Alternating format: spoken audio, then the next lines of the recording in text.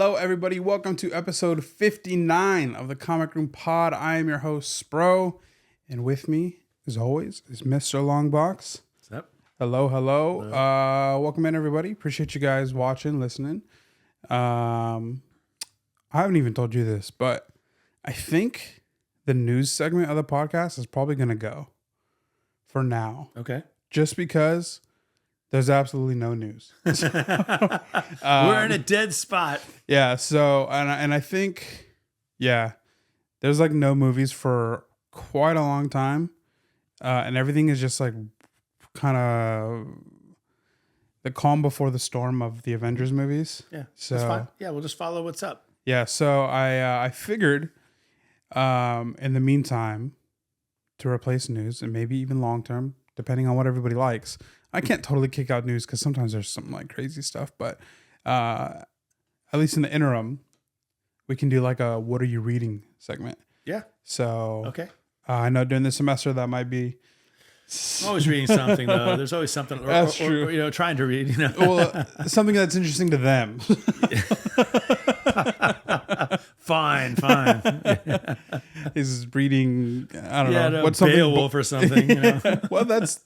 I mean, he is a hero. That's after all. That's fantasy. Yeah, no, more. It's student work, which has an interest level to me, of course, but maybe not to you guys. Or like, I mean, there's good ones like On Writing Well, but like some of the other like. No, I'll stick to comic related material. Yeah, because I've been reading a lot. I've this last week I read Invincible Battle Beast. Yeah. I caught up on that, all 6 issues, which is really good. I will start reading Absolute Batman this week because I got issues 2 and 3 first print in. So yes, I'll start reading those. I still have to get 4 through 7 and issue 9. Otherwise, I'll have the rest. And then I will be reading The Invincible. Yeah. Because I got the 3 compendiums. So they all come. Was that just the third one that came today? That was on your so so I got them all at once, but when they delivered that first one, the top right corner like got smashed, and it like the white covering broke, and so you could see like the actual like cardboard on the inside. Oh yeah, no. So I sent them a picture, and they were like, "Oh yeah, we'll send you a new one. Just send it back." Cool. Okay. So, but it was cool. It was buy 2 get 1. Wow. So I was gonna keep them sealed in the shrink wrap, but I was like, nah, no man. way, you have to read them. Yeah. Like, I mean, I was still going to read it in other ways, but I was like, nah, that'll be a fun way to read it. Yeah, so definitely. maybe I'll make a full YouTube video on it too. Cause I've seen people like there's this compendium and there's a soft cover compendium. And then I've seen people, they're like, I started reading it and it like, I finished it in like a couple days. Yeah. Wow. Like I could not put it down. And comics you can read pretty fast. You're on the Invincible train right now. Heck yeah. I've got way more Invincible books than the last time I saw you guys. It's been a couple weeks. Miss Longbox was on vacay. We tried to make it work, but couldn't. Yep. And anytime that I can not edit, I'll take that. You get a little vacation too. Yeah, exactly. So I've definitely bought a lot of Invincible since then.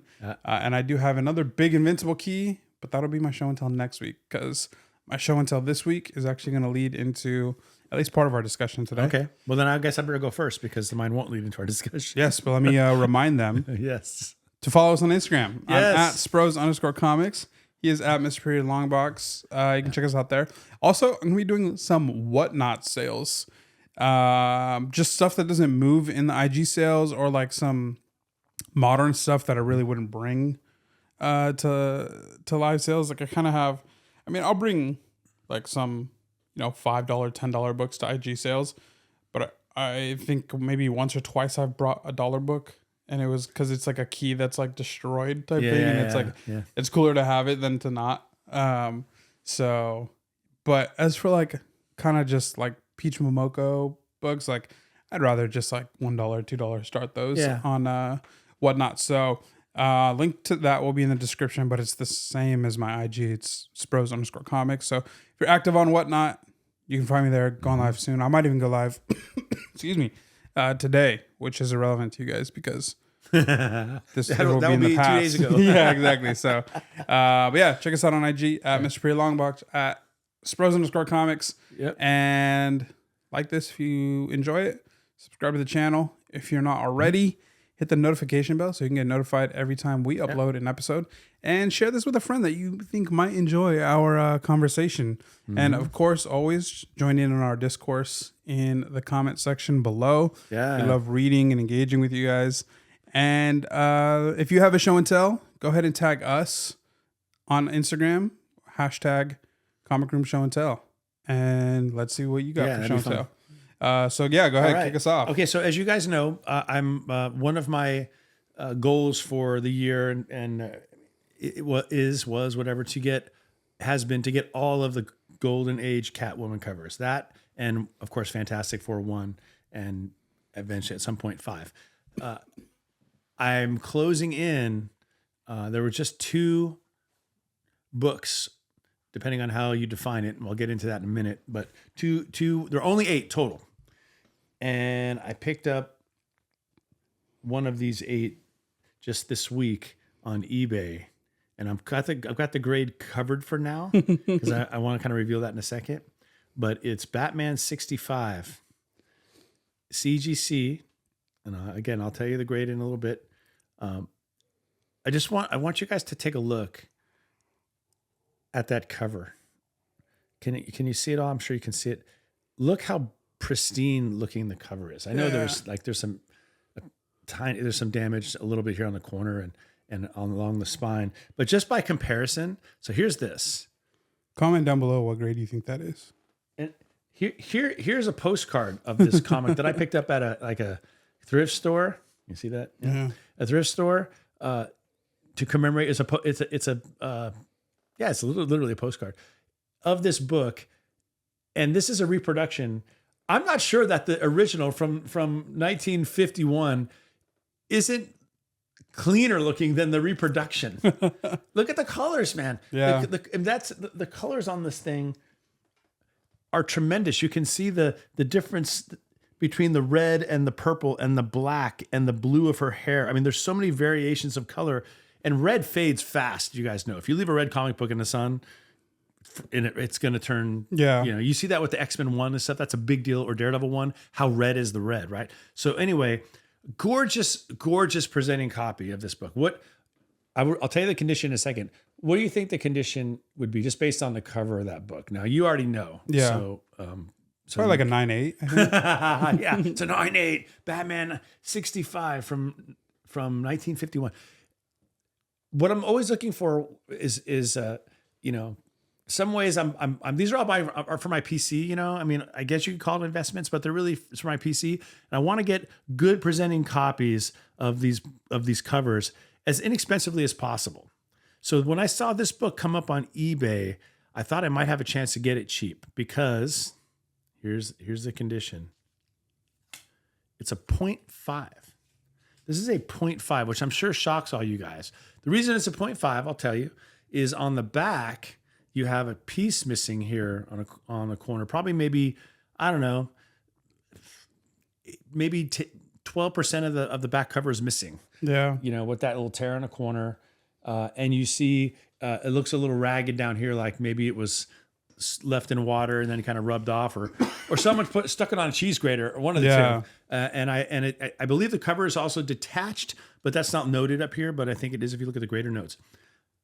I'm buying this for the cover. I don't care. It's complete. It's complete, also, by the way. Yeah, yeah. 0.5, that's the question you have to ask. Is it missing something? Good, and thanks for bringing that up. So anyway, 0.5, and it was on eBay, and I thought, here's my chance. Because, I mean, to get a book that looks like this, it's going to be $1,600 to $2,500 to get it to look like this. I think if you have a complete book, a comic should never be 0.5. Right. If the book is not missing anything, like if it's missing a back cover, fine. Right. It's missing half a back cover, maybe like I would like consider that, like because they do that with the remainder. So yeah, if it's missing half, like sure, yeah, but like but that this is just a that's piece. Nothing. Yeah, off the back. Yeah, and I'm not here to complain that it should be a higher grade. it definitely presents like a 5, not a 0.5. Honestly, like a 5, maybe even better. Like it's you can see this here and a little tiny bit here, but the front cover, it's beautiful. So I was so happy with this book. I got it for I paid more than a 0.5 is supposed to cost. Yeah. But I paid a lot less than a book looking this good should cost. Yeah, so, totally. You know, I'm really, really happy with it. Maybe one of my sharpest, it's definitely one of my sharpest looking of the Golden Age Catwoman covers that I have. Yeah. So Batman 65, which is also the first appearance of Wingman, and it's an iconic cover. It's one Who's of the artist? The artist is, hang on. It's one of the more expensive ones of the Catwoman covers. The cover art is Win Mortimer, of course. Oh, yeah, I should have known that. He was doing them around this time. Yeah. So love this book, gorgeous book. And now, you guys, is the question I have for you. This is going to be a little bit more of a bless you, a robust show and tell because I need to get your opinion on something.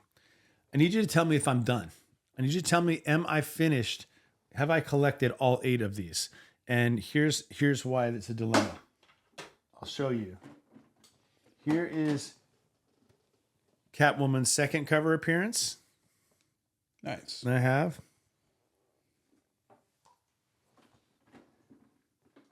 He's got them all. This is Batman 62. I want that one. That's a great one. Origin of Catwoman and third cover appearance.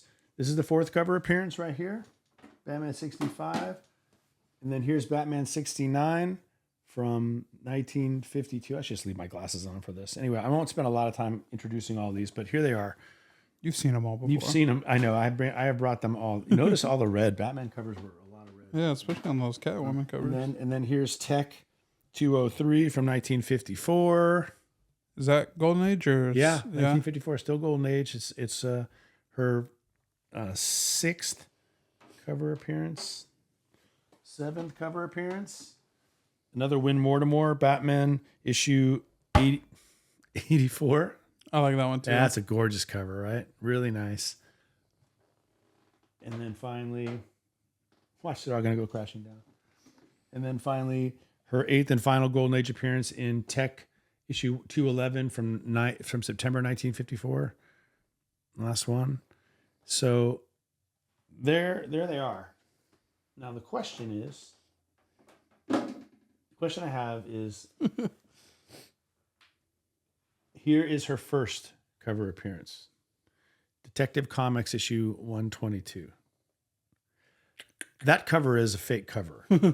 This is just a facsimile cover that, but that's what it looks like. We all recognize that iconic cover, right? Okay. But here's the book. Here it is. It's not complete. It's missing the splash page. But this is like the coolest. Like it's Catwoman. She's all over it with her Catmobile. It's such a sweet book. So my question is to you guys: it's beat and incomplete, coverless. You got to tell me. Am I done? Or does this not count? Because if it doesn't count, then I'm in for like a $2,500 book. If it counts, I'm off the hook and I can move along. Nah. I can tell you what I think.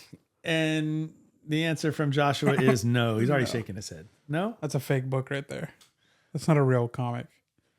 Well, okay. If I take this off, it's not fake. It's just messed up. There you go. Okay, here it is. Now, because you don't own the cover. Yeah, I think it's kind of obvious, huh? But at least I can say I have all the issues. I don't have all the covers. Yeah. which of course is the whole point.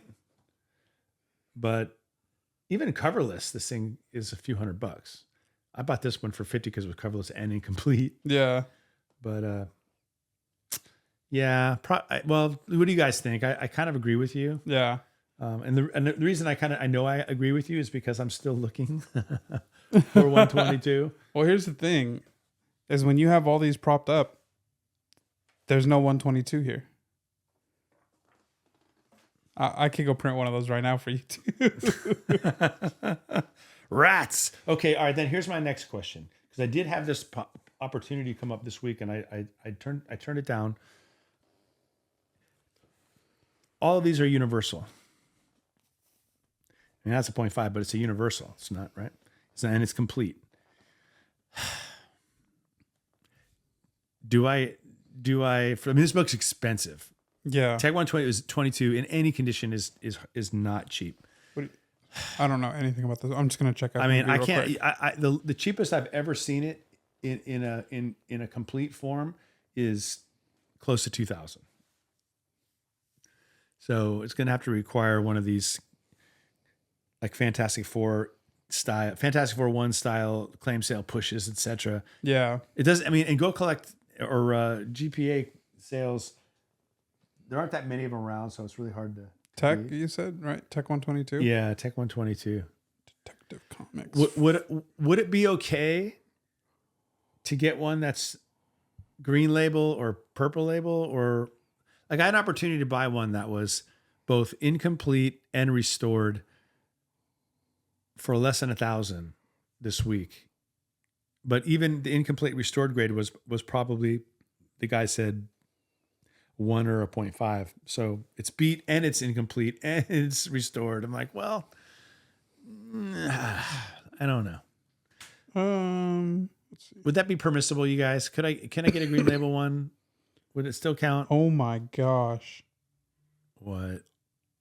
Somebody got a deal like Hopefully not recently. Don't tell me it was recent. 2024.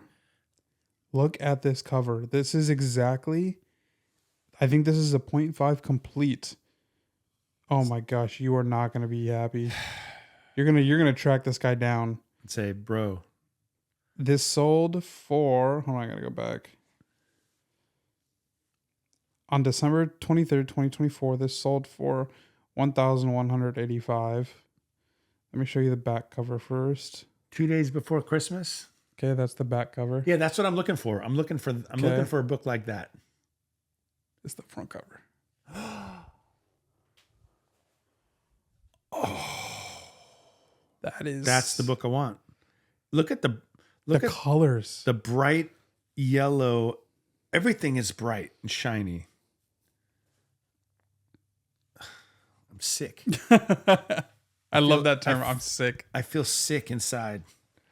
Will that show up on a camera if you show I can throw it up in editing. I feel ill. That's a gorgeous cover. That's what I'm looking for. I'm looking for this. See, but that dude's gonna list it for like 3,000. And he's not wrong. And he can make the case. He can say, bro, the reason you bought this book or want this book is the cover, and look at the cover. Yeah. That's what this guy did. Yeah. You know, we went back and forth a few rounds because, you know, we were kind of in weird territory. You know, what GPA has to say doesn't really apply to this book because for things I've already said. So we went back and forth, and I think I fended in with my first offer, but I'm like, yeah, but I'm not trying to lowball you, but I'm offering more than it sells for in a 2.0, you know? Yeah. You know, and then he shut me off from making any more offers like on eBay. But then he relisted it a few times, and we went and I actually like the seller because he's not far from where we are actually, surprisingly. And I've never met him or anything, but well, he probably realized after about a week you might be the only customer on that book. Yeah, so. and I was a dogged customer because I can at least say I didn't miss this one. But that it's good to know that Tech 122.5 actually exists. Because that's what I'm looking for. I'm looking for one where the damage is on the back. There was one at a con recently where the whole back cover was gone, but he still wanted $1,800 for the book. And I'm like, I think that's going to come back a green label though, if it's because it was raw. And I'm pretty sure if the whole back cover is gone, that's incomplete. Incomplete, yeah. So, wow. Yeah, that's a crazy copy. You got to track down that sale and found him. I don't think he just got it, right? He's probably almost a year ago, yeah. Is there any way I bet I could track him? Yeah, I'm sure you could find it. GPA didn't have where the sale was, but I'm sure you could probably find it. All right. So anyway, but this is looking like a really nice collection at this point. You know, I'm really proud of it. All blue label. So I guess complete. All blue label, all complete. Some decently high grades for the condition. I mean, for the rarity and the age of these books. And this one, that's the lowest grade of them all, may look like the best one. It's odd. I think you have to. I think with the 122, you have to get a blue label complete because I think if it's not, it's gonna bug you. It's gonna bug me. The in my FF top 10 run, issue 3 being a green label doesn't bother me because it's signed by Kirby. Like that's always the comeback I give myself. Well, yeah, it's green label. It's missing that one page, but it's authenticated signed by Jack Kirby on the splash page. So yeah, but yeah, I agree with you. So I'll still be interested to hear what people have to say. Yeah. You guys, if you happened, it's a long shot, right? But man, if you happen to know, or you come across a Tech 122 that presents really well, I don't really care if it's a 0.5. If it presents well in the front, and it's blue label, that's what I'm looking for. Yeah. Because it's a lot of money, man. It's a lot of money to buy it. You know? And especially when it's not really an investment book. Right. I mean, there's no, like FF1 is going to continue to go up. I don't know about this one. Sure. Yeah. But I mean, that's sick, right? That's a great collection. It's real cool. So, and don't forget, they're all Golden Age Batmans and Detective Comics too, in addition to it being, Batwoman. So that's what I'm saying. Like I might once I finish, with this run, I might kind of start collecting Golden Age Batmans because I've got a good head start on it already. Yeah. And that's the DC answer to Spider-Man, isn't it? It's Batman. Yeah, it's true. I wouldn't say, I mean, you could argue Superman, but I think Batman. Oh, I can, after we talk about this, there's like a little bit of news that we could talk about. Yeah. So, and that will kind of tie into the whole Batman thing. So I'm trying to find a list for this thing that we're about to do. We might just end up going in blind, but all right. So my show and tell is a topic of discussion the last few weeks. It's something relatively new to the comic space, and it is blind bags. So I bought this Mark Spears blind bag, the Monsters and the Wolf, right? The Monster and the Wolf. Trick or treat blind bag. These are going crazy. It costs $6, and you can get I think a bunch of different types of covers. And there's even one that I know is like a golden ticket where you get like a original sketch from Mark Spears. Wow. And these are getting quite a bit of flack in our hobby. So we can talk about it a little bit, but I haven't opened this yet. So what you're looking for ultimately is a golden ticket, but there's books in here that are worth a lot more than $6, like limited Mark Spears covers. Or I could just end up with cover A. And honestly, I have no clue. Actually, let me see if I have no clue what like any of the covers are. I bought it purely just because they were available. So are these available to anybody watching this right now at an LCS? They're probably sold out, but yeah. So they're already sold out. It's interesting because it's comic books imitating sports cards or any cards where you buy a pack and you don't know what you're going to get. Yeah. Let's see. Okay, cool.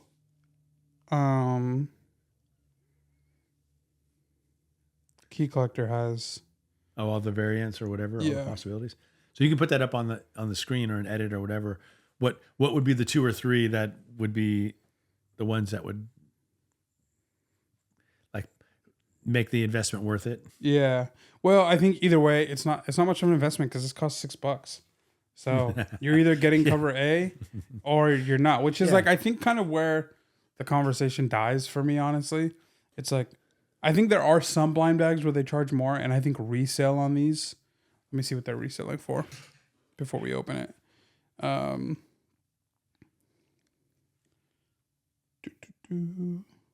Mark Spears. I don't own any Mark Spears books, so this is my first one. Wow. Welcome to the club. I have a few. I'm seeing covers. I'm not seeing any. Interesting. Yeah, a lot of 10 for 70. So yeah, that's still. I mean, yeah, $7. tax included. Yeah. So you can get them. $6.50. Yeah, so you can still get them for cover price. So all right, here we go. First time opening a blind bag. You're gonna get a golden ticket, then you're gonna be addicted. I also like rip Pokemon. Wow, these scissors suck. I rip Pokemon. I rip sports cards. So like, I play blackjack. So like this type of This is thing. nothing new to you. I've spent my money in worse ways. Absolutely. Yeah, I mean, at the very least, you spent $6 and you have a book. Like that's not much more than a regular comic book costs. All right. When I save. Okay, here we go. Drum roll. Let you guys see. Oh, nice. All the covers are on the back too. Let you guys see first.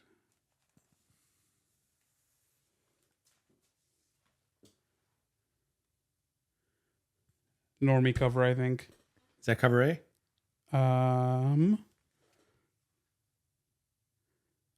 A27. So I didn't get anything special. They have 27 cover A's or whatever. Yeah. Wow. But this is not a foil, so I see. This is So this is probably worth its weight in paper. Let's see.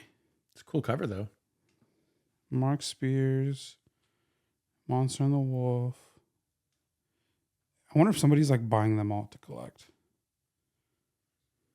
Yeah, trying to fill the whole run.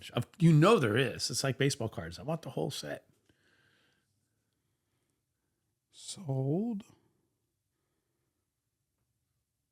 Hey, $5, $7, $6. So I didn't waste any money. Nope. Yeah, you get your All money. right, let's see if there's a golden ticket inside. Oh, that's where it would be? Let's Yeah. go. Oh, the interior art is Oh, crazy. I thought you'd said you got one. Oh no. That's what would just happen. I think I would have done a gasp. All right. Well, I mean, that's what it feels like to rip Pokemon and sports cards and to not hit the prism. But I mean, this cover's cool. It's my first ever Mark Spears.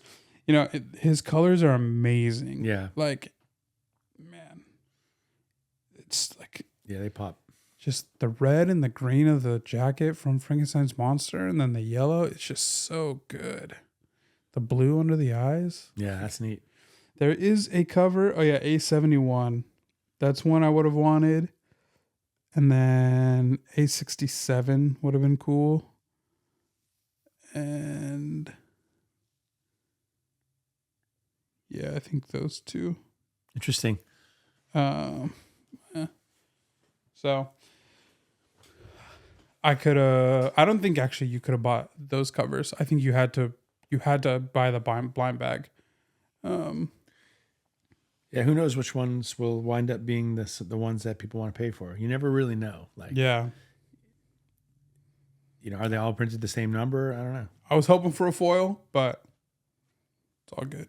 I do have on my pull list, Ultimate Endgame is coming out in December. It's they're tying up the recent Ultimate Universe in Marvel.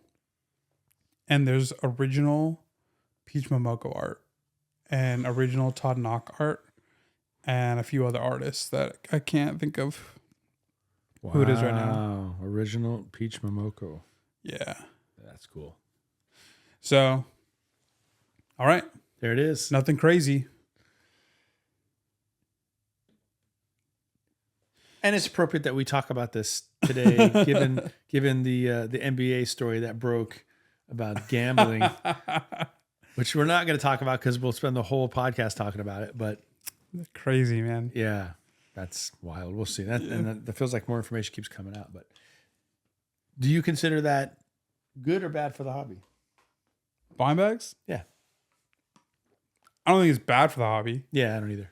I think it's fun. I think if people want to complain about it, just don't buy it. Like, there you go. But it adds I think when it becomes so, like, this is a $6 blind bag. This book if they were to put it on the shelf, would be $6. Now, what it resells for after that is not up to Keen Spot and Mark Spears. That's right. So if they were charging like $10, $15, but then this book would sell for $6 on the stand, that's where it's like, all right. Like, I don't know about that. And we talked about that a few episodes ago, where you run the risk of souring the young people on the hobby because they have negative experiences with it. Right. You know, I mean, at least with a comic book, unlike a card, you still get the book to read. Like you still get something out of it. Yeah. It's not just the owning of it or the having it, but you also can enjoy the read and the art inside. Yeah. It's like there's more to it than a card. Right. Clearly. Unless the story stinks, you know. Yeah. But that's subjective, you know, for the most part. Yeah. Yeah. I don't think it's bad at all. I think it's fun. I think it's probably something that like LCSs appreciate to an extent, just because it's gonna draw more people in. Yeah. Like, honestly, the ripping part is such a massive part of card collecting. Like, there is totally a difference from buying the card that you want and ripping it and finding it on your own. Yeah. So, like, obviously you would save way more money. I know there's a couple cards that Darren and I, like Pokemon cards, that like we would think of that, like, it's like, man, if we didn't rip so much and just put that money to buy the book, it would have been a way better use of our money.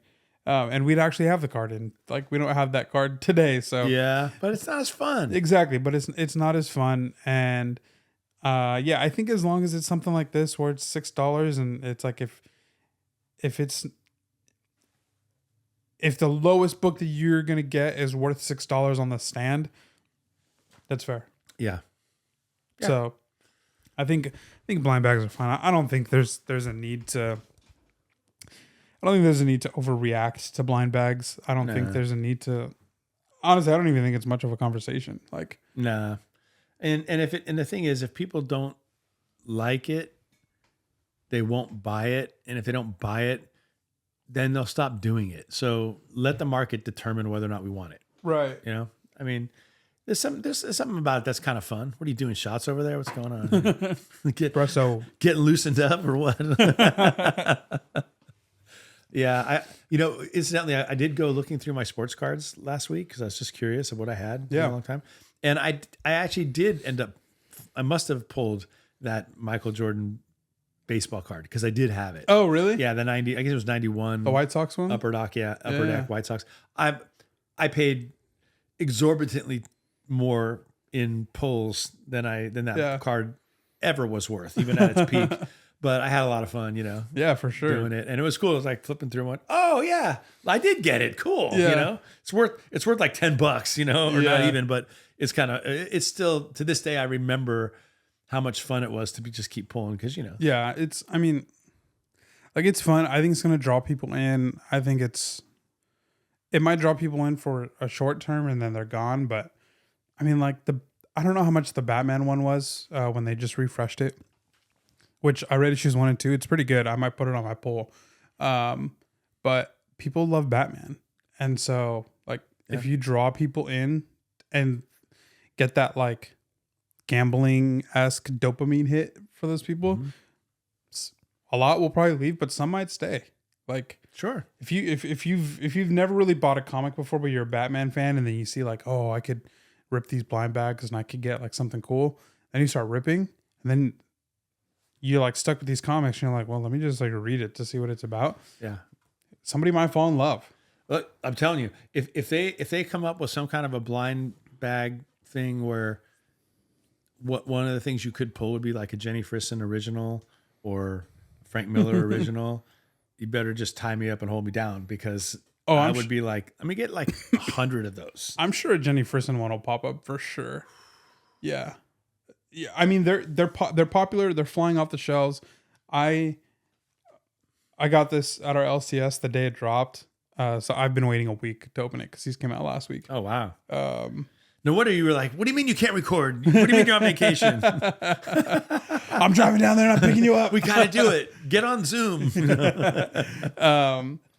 But yeah, I don't think it's really anything to make a fuss about. I think it's fun, and I think people need a reason to collect a little bit. So Yeah. I mean, it's also gives you another reason to go to the LCS, and I'm all about like you are. Let's keep the LCSs going. It's an important part of the hobby, and it's kind of fun to walk in if they've gotten blind bags and stuff to kind of ask us. So what's what's everybody trying to get? And and then all right, just I'm buying 6 other books. Just toss it on the pile. Why not? I'll just get one. Yeah, Scott Snyder, the guy who is writing Absolute Batman. Excuse me, and who wrote Batman New 52, Court of Owls arc. He said, he posted a graph yesterday. I think it was yesterday, sometime this week, that LCS sales are generally up like 18% since last year. Okay. And so that's got to do with Absolute Batman and Ultimate Spider-Man.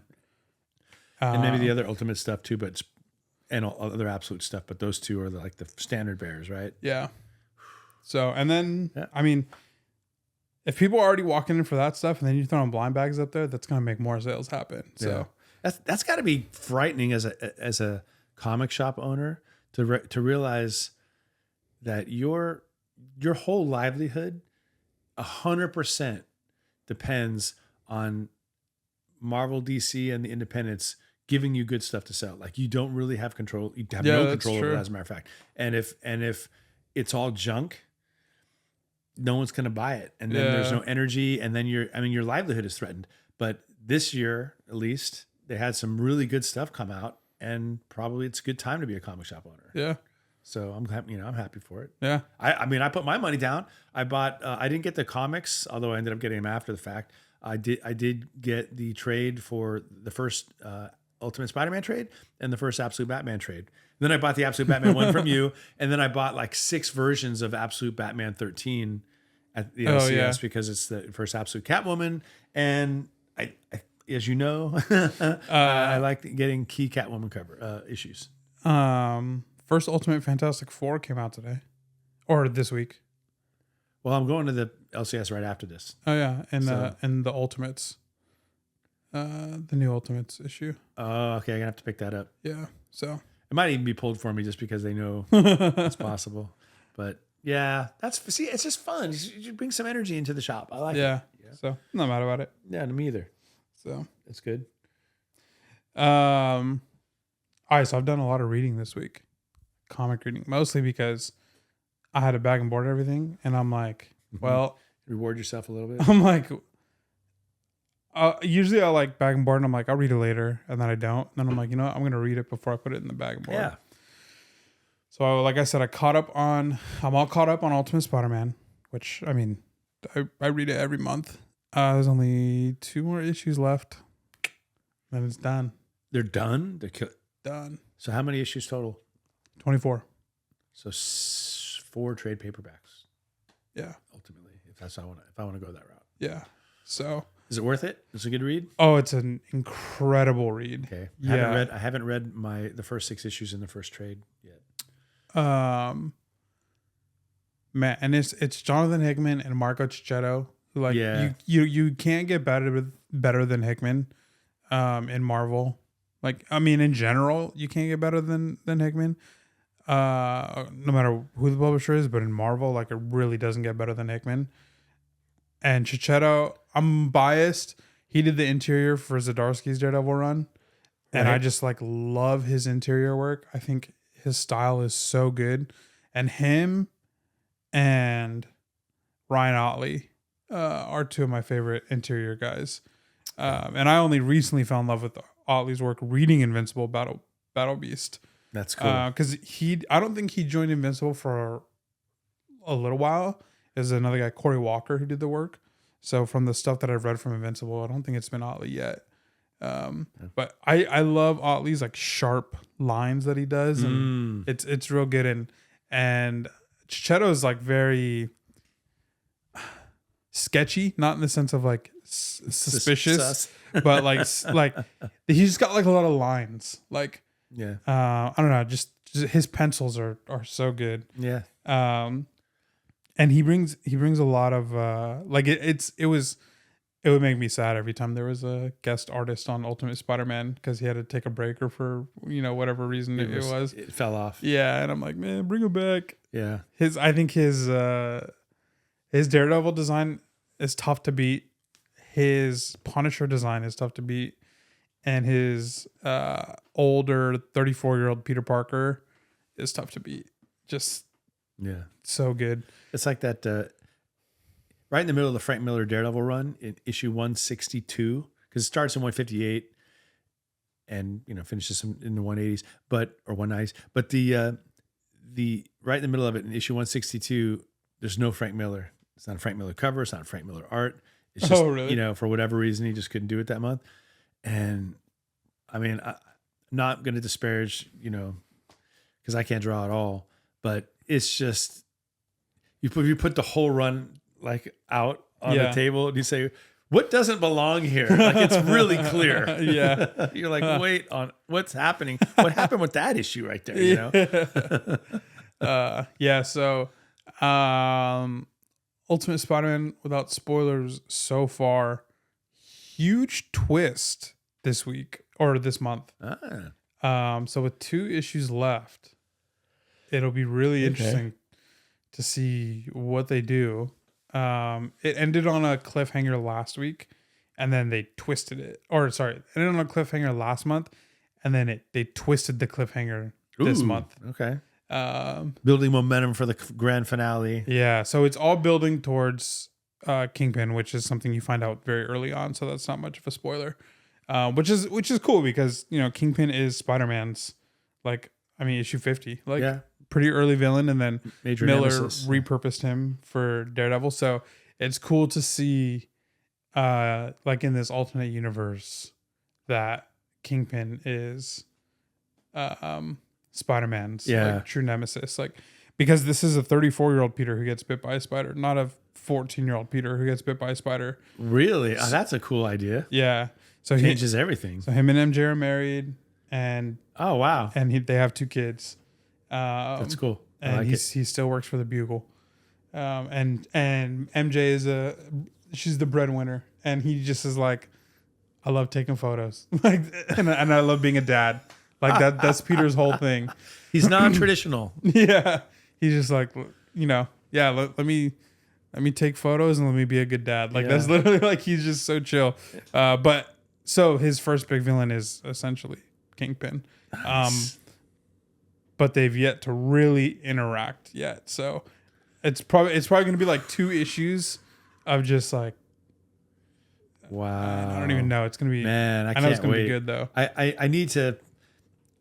I mean, I have a bunch of stuff to read. What am I reading now? Kind of thing. Yeah. It's what am I planning to read? I just bought the last 2 books of the Zdarsky Daredevil, the last 2 trades of the Zdarsky run. So, and Devil's Reign. So it's literally taking up this much room on my bookshelf. Just all the way up to Woman Without Fear, all the way up to when Elektra gets involved.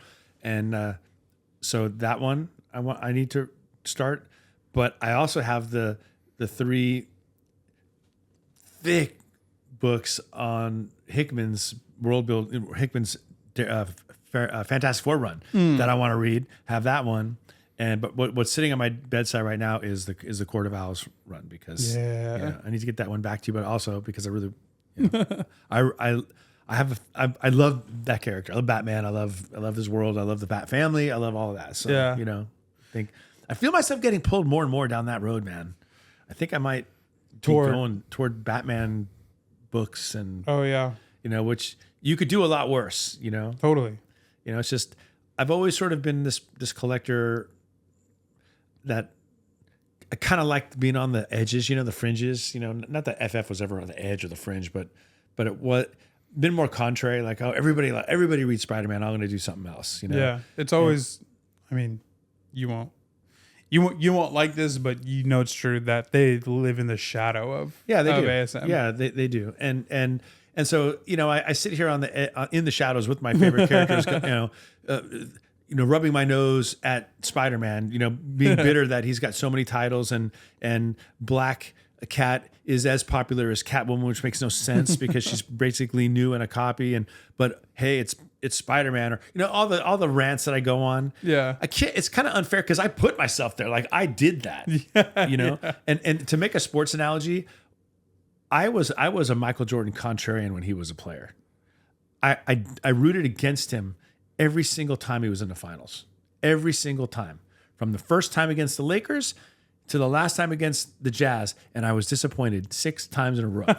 And it was really an unhappy time for me to be an NBA fan because everybody was having the blast, having the greatest time watching, arguably the best player, certainly at the time, in the world to ever play the game at the highest level. And I really wasn't able to enjoy it because I was just being my contrarian self, And so 20 years later in 2003, when LeBron comes in, I said, you know what? I'm going to be a LeBron fan. I don't care where he goes or what team he plays for. I want to root for someone who's going to be that good because I didn't do it with Jordan. And I thought that was a really good idea. And it was. And I enjoyed his Miami championships. And I was like, yeah, LeBron, this is awesome. I was stoked on the super team. I thought it was so great. But then something funny happened. And that is my lifelong team. Talk about being on the fringes. Golden State Warriors draft Steph Curry and becomes LeBron's main rivalry. So then I flipped. I started to hate LeBron because he's so. It's been a weird ride for me. He gave you probably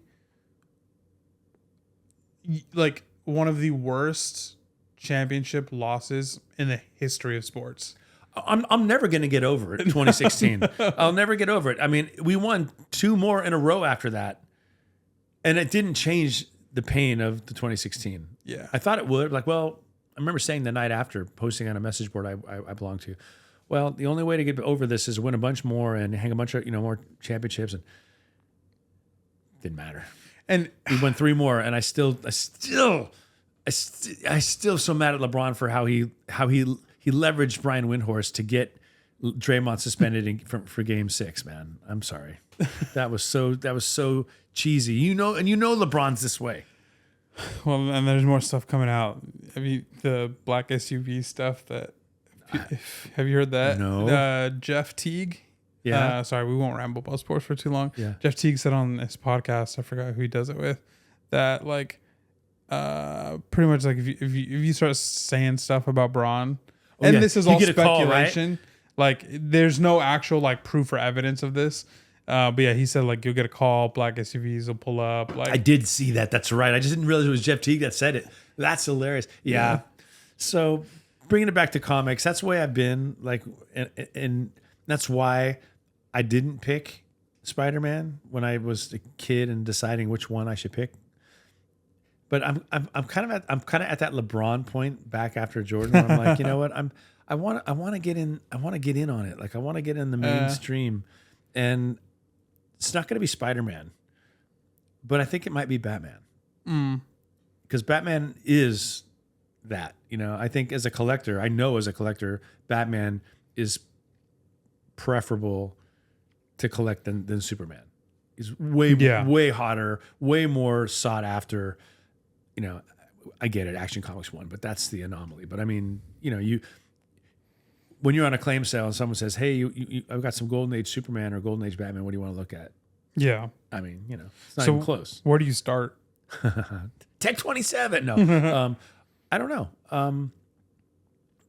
It's got to be 227, man. I was thinking just not every single Neil Adams Batman is all that. But it's special, man. Yeah, it's a special book. And Batman 251. Those are special. I think I probably would do that. And those are not cheap, but it would be kind of fun to go for those. I have Batman 35, which is the first time Catwoman dons her purple and black dress, the one that we're all familiar with. Yeah. So that's the earliest one I have. I know I want to get page 12 and 13, or maybe it's 11 and 12 of Batman 1. Because that's the first appearance of Selena Kyle, also AKA the Cat, in that issue. Yeah. And it's such a great panel because she just says, "What, you've never seen a pretty girl before?" Like that's the first word she ever utters to Batman, and Batman is just smitten. Yeah. And I think I could afford to get that one page if it ever comes up. And then I also want to get the splash page of Batman 3 because that's the first time she's in that like costume where she has a cat's head. Yeah. And she's orange and it's really cool. It's her first time with an official costume. So I want to get those 2 pages.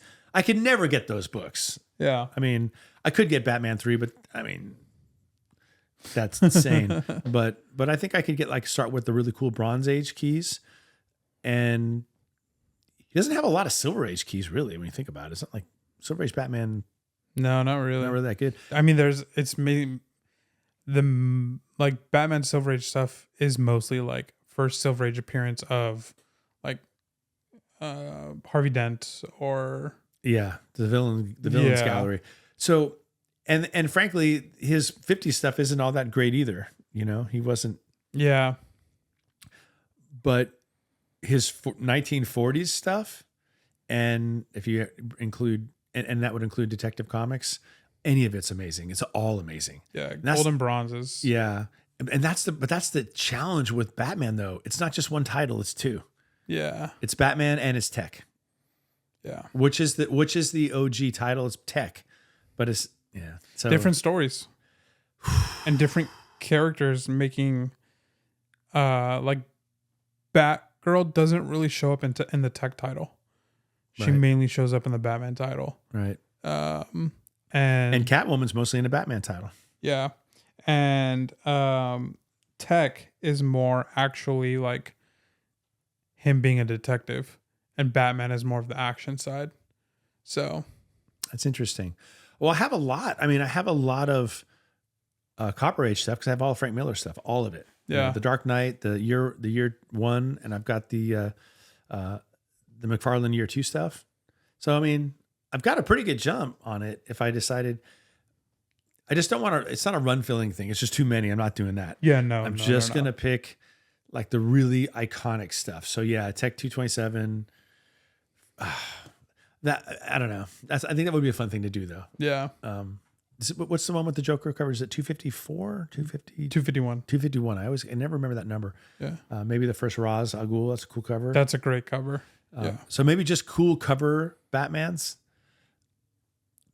would be a fun way to go. Yeah, dive in the Bronze Age, man. I mean, those are all Neil Adams stuff. Yeah, I know. Bronze Age, and then maybe once in a while catch a really cool. And Ra's al Ghul's down right now. Like down real bad. He's down bad. Ra's is down bad. I read the first 2 issues of Batman. That were the refresh. Only issues 1 and 2 are out. Written by Matt Fraction and art by Jorge Jimenez. Jorge Jimenez is also fantastic interior. He did the last Batman run with Zdarsky. It's a good start. A little political, but like nothing I like. I think it was a fine stance to take, but really focus in on, at least in these 2 issues, on the dad aspect of Bruce Wayne. So he's got Tim Drake and Damian Wayne right now as the 2 Robins, and Damian is so funny. Let me see. I think I sent to where is he? I sent some of the like script to. Maybe I'll just snag year 227. It's right here. So Bruce was making Damian clean the Batmobile in issue 2, and Damian goes, "This is awesome. This is beneath my dignity, father. This infliction of manual labor insults us both." And then Bruce is teaching Tim Drake to drive a stick, and then Damian jumps on the hood of the car, and he says, "Enough! You've been at this for hours, you incompetent moron. Father, he's a fool. I demand you let me try." And then Bruce cuts in, "Foot off the clutch, Tim. But Bruce, now." And then Damian goes flying off the car. And then as soon as Damian goes flying, Alfred in the background, like of the panel, goes, "Oh, excellent, Master Bruce. Well done." That's funny, man. I love that. That's like good stuff. Damian is he's got that Ra's al Ghul part of him, yeah, where he comes from royalty And so like this incompetent fool, I love his vocabulary. It's so good because he's like 12, 13 or something like that. Because he's Talia's son, right? Yeah. Nice. Yeah. So he's just like cleaning the Batmobile. He's like, this is beneath me. What do you having me do? Yeah. That's terrible. That's great. Yeah, it was pretty good. And then the Tim Drake got caught up. So the commissioner is not Jim Gordon. It's Doc Savage, one of Batman's villains. So the whole force is corrupt, and so Tim Drake kind of like stops criminals, finds out they're not criminals. Well, they're stealing, but they're stealing what is it, like the milk powder for babies? Yeah, formula. And so Tim lets him go, and then the cops shoot the guy, and Tim's like, well, yo, what the heck? And they're like, oh, you're a vigilante, like we're coming after you too. And so then they arrest him, and then Tim escapes, and then Tim gets shot, and then Batman pulls up, and then Batman rolls up. Let's go. Yeah, and there's just a lot of interesting dialogue between the police and Batman, but yeah, it's pretty good so far. I'll probably read the next issue or two before I decide if I'm gonna put it on my pull list, but yeah, I think it's good. And what is it? What's the title again? It's just Batman. Yeah, the new refresh they did, going back to issue 1. The 4th ever Batman #1, as they were marketing so hard. That is kind of interesting. That is only the 4th one. I got Batman 1. So that cover is pretty cool. They did blind backs for that one too. But I don't think it's reselling for a ton. Just the cover A. Okay. I'm actually looking forward to going to the comic shop today. It's been... Yeah, I might go with you. Last time I went, I spent too much money, but I never really mind if it's supporting the LCS. I mean, it's sure. It's such an important part of the hobby for us. Yeah. I've been looking at the indie wall more. Yeah. So talk about that. I picked up, let me grab it.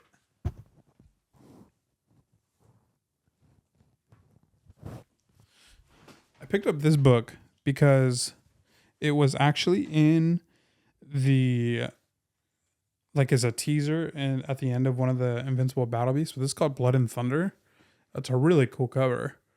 Yeah, that's nice. But basically the part that I read, I haven't read this yet, which is why it's not in the bag and board.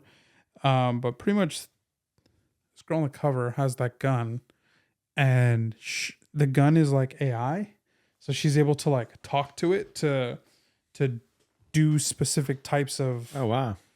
That thing is cool. Yeah. So yeah, she was like telling it what type of ammo to use, and then it would like disagree with her and say that like this ammo is better to use. So she was like arguing with the gun mid-fight. I love it. That's kind of like what was in the teaser, and I was like, oh, that's interesting. So I just picked up issues 1 and 2 to see what it was about. There's another book that I want to see. It's called Lost Fantasy. Wow, that's cool art in here. Yeah. Yeah, I think it's so interesting with the indie section, because there's a lot of hot properties seem to come from there. Yeah. You know what I mean? Like, oh, this is getting picked up or optioned or this not everything hits, but the things that do hit, the print runs are smaller. They get to play on a brand new playground every time too, because they're not being slotted into a universe that we all know already. So they can do whatever they want. Yeah. And so they can be really creative. Yeah. And what I might have known, but I didn't fully realize was like the artists, Image doesn't own this. Image just publishes and distributes. Interesting. The writers and the artists own this book. Now that's a good model. So that is why Invincible, right, Robert, and The Walking Dead, like all of that negotiation for those to become shows are through Robert Kirkman and his team. Image, what I learned today from yesterday from artist Mike Choi, he posted a Instagram reel about this. The only intellectual property that Image owns is this logo. They don't own anything else. I like that for creators. Big time. A lot. Big time. So actually in you know, at the end of books, at the end of comics, there's like a letter from the editor or Yeah. whatever. So in the Invincible universe, it was like Kirkman did a letter, the editor did a letter, and then Ryan Ottley did a letter. And Ryan Ottley, after Invincible, had done some work for Marvel. And then he said he was just like so excited to be back. And just not having to follow rules of like canon and 60 years of lore that Marvel has to maintain, or however long it's been. And so just back to being like Invincible belongs to Kirkman. And he was saying like Kirkman knows what I love to draw. And he's like, I get fired up to draw and like anything in the Invincible universe because Kirkman knows what gets me going with that. And so he's like, every day I'm just like so excited to draw Invincible stuff. As opposed to when you're doing stuff for the big boy publishers, right? You have to stay within like whatever the lore has been for the last 60, 65 years or whatever. I wonder if I'm sure probably don't have to wonder about this, probably obvious, but so with like Image, the fact that the writers, the creators retain the rights to whatever they create, that means Image probably pays them less for their work, because what they're getting is basically the possibility of this thing becoming big, and then they can make a lot of money on it however they want, like the Invincible show, that we all like. So it's kind of a win-win because it allows. This is the innovative nature of the indie world. It allows Image to produce comic books, story and art distribution for less upfront. Yeah. Because they don't have to pay the artists and the writers as much as Marvel and DC do, because they're saying, listen, we all have a vested interest in this being good. So let's produce it as inexpensively as possible. We have to make money because, it's a business. Yeah. But we'll be able to keep the prices down, because sometimes prices are cheaper. It's $4. Yeah, there you go. Yeah. Is doing it that way. And then if something hits, and a lot of that stuff hits, like a lot of it does. And then you start, people dig the characters, you cosplay it. So you're buying costumes, or you're getting posters, or then that's where the creators can make their money. Mm-hmm. I think that's a really good model. Yeah. I mean, that's why, because McFarlane started it and a bunch of the other Marvel guys like joined them, Liefeld, Jim Lee. Yeah. And you think about it like that. I mean, that's where like all of McFarlane's frustrations were, probably because he essentially reignited ASM with his art and created Venom, and he has zero ownership over Venom. I am pretty sure like Marvel just owns Venom outright. So it's like what they do with the character today, like in movies or TV or in comics, McFarlane has no say over that. He doesn't see any and of it. He created that character. Mm-hmm. So I think he did the ASM run, and then he did the Spider-Man run, and then he was gone. Well, it makes more sense to put yourself in a position where what you create, because it remains yours. Because the classic case of this is Siegel and Schuster with Superman, because they created him, which spawned everything that we're talking about here. Yeah, and they had to sit back making pennies on pennies compared to what National Publications DC was making off of Superman. And it wasn't really rectified until 77 when the movie came out. Yeah. It was 77, 78. And Neil Adams had a lot to do with that. He was one of the people that really kind of told their story and trumpeted the injustices. So, it's a bummer, because if you're a writer and you create this iconic character, like Punisher, like right there, create Punisher. Jerry Conway. How much is Conway getting? Much of the pie that Punisher generates? I doubt it. Well, yeah, no. And that's why Liefeld, I think, put his foot down and said, I'm not working for Marvel anymore because of all the Deadpool stuff, where he wasn't getting like... Or Cable either, probably, right? Yeah. The same. But, I mean, Deadpool's just like on another level of popularity. And so, Yeah, I think that's why he put his foot down. Was $1 probably billion, right? Cracked Yeah. $1 billion. Yeah. Deadpool Wolverine. Yeah. You won the bet on that. So, yeah, I mean, I'm sure Image probably takes a percentage of sales because I mean they Yeah. got to keep the company running. Yeah. But yeah, Mike Choi said that Image will like screen everything pretty much, and then they'll tell you like they're kind of like soft editors, or they're like, hey, we think you should do this. We think this might sell more. But if you don't want to do it, then you don't have to.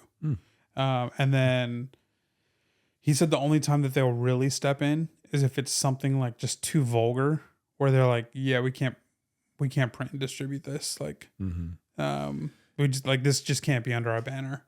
That's fair. Yeah, totally. Yeah, I get occasionally asked by students who are working on graphic novel projects, hey, where do I go? Like, if I want to publish this? And I always tell them, just create the thing, create an issue yourself first, just make one and use the technology that's out there, the Adobe and whatever you do, produce it, not AI. Yeah. I'm with Jim Lee on that 100%. But and then you have something to shop around at that point. And I don't even really know myself how you would approach, say, Image or somebody else with a product. I guess probably just the old fashioned way, just get in touch with someone who makes decisions. And but I also suggested, and maybe what do you think about this?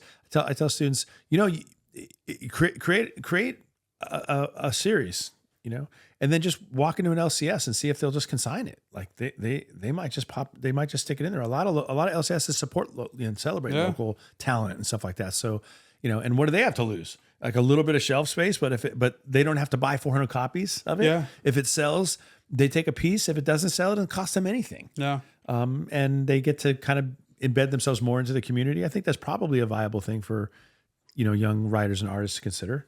Yeah. And it's a grind if you're to be a professional creative. Like it's not easy. Yeah. But it's nice to see or hear at least that Image is a business model that rewards talented people. Yeah. I like that. Yeah. And where artists can keep what they create. Like that's huge. And the incentive, that's got to really incentivize creativity, because you're thinking, well, if we create something that people love, and it's not like the market is closed on that. Where was Jessica Slaughter 10 years ago? She didn't exist. Yeah. And now everybody knows her, and it's a major property, right? Yeah. So that's Boom Studios. It's the same. So yeah, you can absolutely make that happen for yourself. Yeah. And so you're incentivized to do it. We should do it. Like, yeah. We need an artist though, because neither one of us can draw, right? Funny enough, I can't draw, but on this note, I love Ryan Otley's work so much that every day I've just been doing a head sketch of Invincible. Really? And, yeah. Nice. That's cool. You got to show it when you're ready. You can't force an artist to show, but you got to at some point let us see. My excuse me. My day one sketch was the best one. It's been downhill since then. Any artists out there, can you relate? So I was like, no, I quit. And then Dara's like, well, I mean, she's like, if you actually enjoy it, just like keep doing it, and like it'll turn around at some point. I once did a pencil sketch of Daredevil 158. Really? I have it somewhere in a box somewhere. And I mean, I remember I spent like weeks on it, and it's terrible, but it's the best thing I've ever done. Yeah. Heck yeah. So I'm proud of it. So yeah, I mean, I can't do a full interior. There's no way. I can barely draw Invincible's head. But it's fun. Yeah. I love Ryan. Like, he just has these like really sharp lines that I just find like very attractive. Yeah. When reading, and he always makes goofy faces with his character, and I love that the show really tried to maintain that about his art, which I think is great. So I think it's interesting. I think comic books and the comic book industry as a whole may be one of the last places where artists like can regularly bring their stuff to the market. like in a platform that already exists. Yeah. You know, I mean, people can do it on Instagram and they can certainly take commissions and we and all that stuff. But I mean, it's the comic book industry continues to present artistic talent to the world, and writing talent. But I'm speaking specifically of artists. It's I'm kind of proud of that, like to be part of that, because you know it's really important. We talked about this the other night off the camera. You know, we're just talking about art and its importance and you know, I said that moving somebody with a story or an art is soul work. It's the work of the soul. Yeah. Like so you have to respect someone who can do that. Yeah. You know? And there's a lot of people out there with a lot of talent, but not really a venue for it. But comic books remain a venue for it. Yeah, I was telling Dara maybe a couple months ago now, where I was like, man, comics, like, there's such incredible art that people just never see because it's inside of a comic book. Yeah. Like, inside of issue 1 of Invincible Battle Beast, there's like 4 pages in a row where it's just like, it's either like 1 page or like double page, like full art. No words, just these beautiful pieces of Battle Beast across these different worlds. And they're magnificent. I'm like, my goodness, this is beautiful. Yeah. So, and you just don't, excuse me, you just don't really see, I mean, a lot of art like that. I was even, Darren and I rewatched Complete Unknown the other night. Yeah. Yeah, I love it. It makes me cry every time. I didn't think I was going to cry this time, but it got you again, did it? But I was not, after the movie, I was like, we don't really have like an epicenter for art like there was back in the 60s. We have no Greenwich Village. We have no there's nothing but Soho or anything like that. Comics is like the closest that it's the LCS that it gets where like creators and artists can be vocal and protesty about what they believe in a very controlled and peaceful type of way, which is a lot of what was going on in the 60s with music. Like it was peaceful protest through art. And a lot of protests today is not really like that. But in comics, like in those first couple issues of Batman, there's some political talk, and it's done peacefully. It's done very respectfully, I think. Yeah. And and if that floats your boat, great. And if it doesn't, just move on, right? Move to something else. But I mean, comics have always been political. We that's where I would like to see. Not that I want politics invading all of our art all the time, but it's preferable to like burning the streets, burning buildings down. Like, you know what I mean? I'm never going to be against a format or a forum for people exchanging opinions and ideas and arguments about the things that matter to us. Because if we don't have that, if we don't have a forum for a conversation about it, the only other forum is violence, and that's not a good. I like to think nobody wants that. I want to believe nobody wants that. I don't want it. I mean, I just want to live my life, you know. What I mean? And you know, we're not all going to agree on everything, but having a place like comics as a place to like have that renewal, because artists are motivated by what they're passionate about. And sometimes what they're passionate about is what's going on in the world, you know. Yeah. That's funny you mentioned that the 60s stuff, because that was a music revolution. Yeah. You know, for sure. Yeah. I mean, it really was, because up until then, music was just, you know, she loves you. Yeah. You know, nothing wrong with the Beatles, but I mean, it was a lot wrong with the Beatles. Yeah, you don't like the Beatles. We disagree on that one, but that's okay. But there was just a lot of, you know, it was just, hold my hand, and, you know, hopefully. And then the 60s came, and suddenly, you know, exactly. And then suddenly the music became, hey, I need to listen to what they're saying, because they're making me think, you know. Dylan, Hendrix. Yeah. Just all of it. It was Stevie Wonder. Yeah. Joan Baez and Joni Mitchell. And, you know, there was Stevie Wonder, Inner Visions, that whole album was that way, you know. It's a great album, by the way. How do we have time for all these hobbies? We got art, we got music, we got sports, we got comics. When Mr. Longbox retires, we'll start a sports podcast also. Absolutely. I think we should. It'd be fun. Yeah, definitely. Definitely. We'd have to like put it at a sports bar or something. All right. Well, thank you guys so much for watching and listening. Yeah. We appreciate you guys. We'll be back next week. More show and tell. More what are you reading? Yep. And yeah. Oh, I forgot to say to the one. The only piece of news is Warner Brothers is like potentially going to sell, and so there's the topic of conversation of will the new buyer kick Gunn and company out and refresh again? And so everybody online is like, well, there's people who are like, yeah, kick him out, refresh, bring Zack Snyder back, blah, blah, blah. So other people who are like, man, I don't want to go through another refresh. Like if you refresh again, you're just killing the industry. Yeah. But I saw a take that was like, Batman stands the test of time. So like Batman moving forward, like if if this is sold, if Warner Brothers is sold and they decide to restructure DC, it all needs to be around Batman. So that was like to your point about you collecting Batman. Like I saw that as a take during this whole like Batman. Will it sell, will it not? Batman's one of the GOATs. And they're trying to center this new universe around Superman, and it was very controversial. And what's tried and true with DC movies so far is the Batman movies hit. It is. Nolan, and Reeves, Matt Reeves. It's true. Well, I mean, as long as it's not Disney that buys it, because then they would just Marvel would be like, we own you, literally. We literally own you now. You know what's funny is Disney, actually, and I think, well, let's say Disney at least, owns the TV distribution rights to Batman. That's why there's no Batman television shows. Because it has to get approved.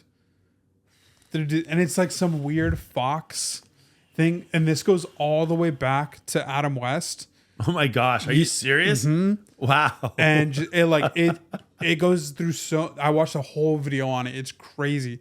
But this goes all the way back to the Adam West and Fox and like ping-ponging the TV rights back and forth and like figuring things out. And then essentially, I think it was Fox who just came through, and which is that Bruce Wayne TV show Gotham. Yeah. From like a decade ago. That was on Fox. I think it was on Fox. And so now Disney owns Fox. And so Disney owns no Batman TV. We're stuck. I shouldn't say stuck. We got the Penguin, since Penguin was amazing. Yeah. But no Batman television. Golly, get it together. We need that. So if they wanted Batman to be in the Penguin, I believe they would have to go through Disney.